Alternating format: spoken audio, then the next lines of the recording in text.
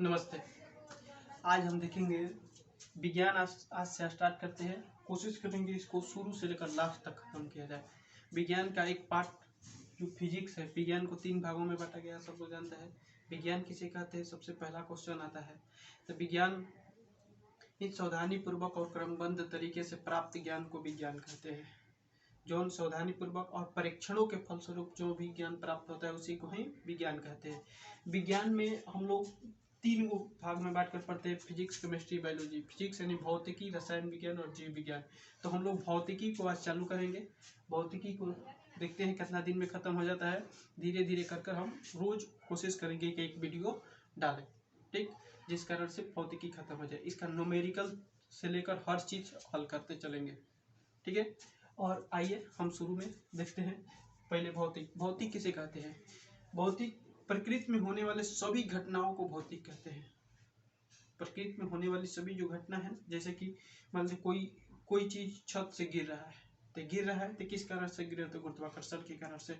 और जब तक छत पर था, स्थैतिक ऊर्जा, गिरने लगा तो गतिज ऊर्जा, दोनों को मिला देते यांत्रिक ऊर्जा। कई प्रकार की ऐसी घटना होती है जिसे हम लोग चल रहे हैं तो संतुलन अवस्था में चल रहे हैं, यानी घर्षण के कारण चल रहे हैं, और एक वायुमंडलीय दाब के कारण चल रहे हैं। ऐसे सारा चीज को हम लोग देखते हैं भौतिक में।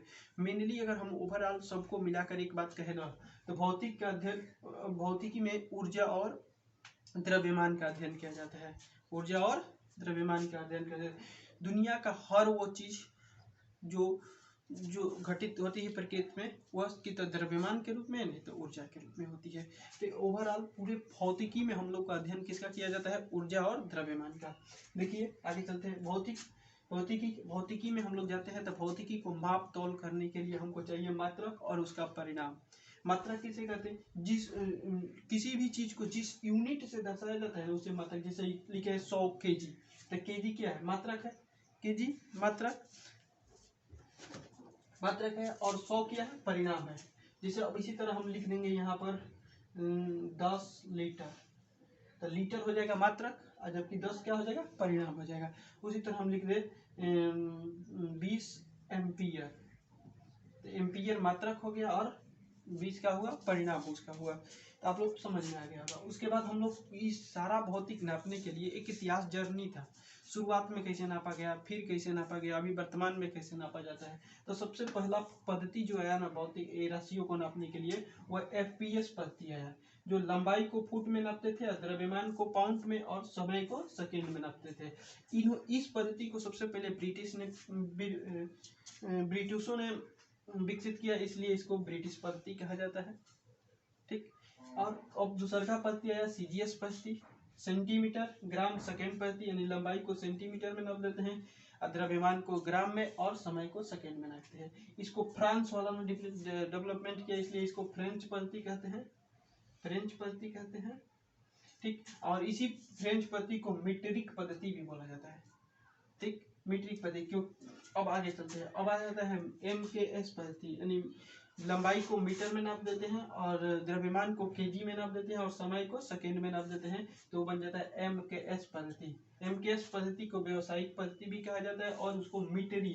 देखो इसमें अंतर समझना, इसका नाम है मीटेरिक और इसका नाम है मीटरी, दोनों में अंतर समझना। अंतर ही सबसे कंफ्यूजन करवाता है। उसके बाद आता है SI पद्धति।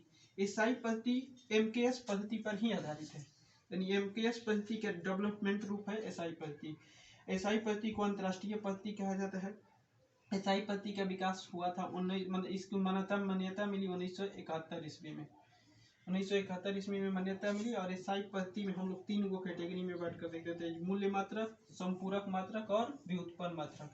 मूल मात्रकों की संख्या 7 होती है, जबकि संपूरक मात्रकों की संख्या 2 होती है। इसका मात्रक कई को होता है ये, क्योंकि मूल मात्रक यानी कि एकदम स्वतंत्र रूप से, ऐसा मात्रक जो स्वतंत्र रूप से मिलकर बना है उसी को कहते हैं मूल मात्रक। संपूरक मात्रक ये मैथ से होकर आया है फिजिक्स में। इस संपूरक कोण जैसे कहते हैं ना, जैसे कि एगो होता है समतल कोण, एगो होता है घन कोण। समतल कोण को रेडियन में नापा जाता है और घन कोण को स्टेरेडियन में नापा जाता है, संपूरक मात्रक। उसके बाद व्युत्पन्न मात्रक, जो मूल मात्रक की सहायता से मिलकर बने उसे कहते हैं व्युत्पन्न मात्रक। आप सबको समझ में आ गया है। अब आगे देखते हैं। मूल मात्रकों की संख्या 7 होती है। मूल मात्रकों की संख्या 7 होती है। इन सातों का डाटा यहाँ पर देखिए। सबसे पहले लंबाई, द्रव्यमान, समय, विद्युत धारा, तापमान, ज्योति तीव्रता और पदार्थ का परिमाप। ठीक, लंबाई को हम लोग मीटर में नापते हैं, द्रव्यमान को हम लोग किलोग्राम में नापते हैं, समय को सेकेंड में नापते हैं, विद्युत धारा को एम्पियर में नापते हैं और तापमान को केल्विन में नापते हैं, ज्योति तीव्रता को कैंडेला में नापते हैं और पदार्थ के परिमाण को मोल में नापते हैं। पदार्थ के परिमाण की बीमा नहीं होती है। लंबाई को हम लोग लेंथ कहते हैं इंग्लिश में, इसलिए इसका बीमा एल हो जाता है। द्रव्यमान को मास कहते हैं, इसलिए इसके बीमा क्या हो जाता है, एम हो जाता है। और समय को हम लोग टाइम से दर्शाते हैं, इसलिए इसका बीमा टी ब्रैकेट हो जाता है। विद्युत धारा को एम्पियर से नापते में व्यक्त करते हैं, इसलिए इसकी बीमा क्या हो जाती है, आई हो जाती है। तापमान को केल्विन के और ज्योति तीव्रता को सी डी। अब इसका संकेत भी होता है, जैसे मीटर को हम एम से दर्शाते हैं और किलोग्राम को केजी से दर्शाते हैं, सेकेंड को एस से दर्शाते हैं और एम्पियर को बड़का ए से, केल्विन को के से और कैंडेला को सी देते, पदार्थ के परिमाण को मोल से दर्शाते हैं। इसका कोई बीमा नहीं होता है, इसलिए इसको याद रखना है। और समतल कोण का भी कोई बीमा नहीं होता है, इसका एकदम एसआई मात्रक ही होता है, एसआई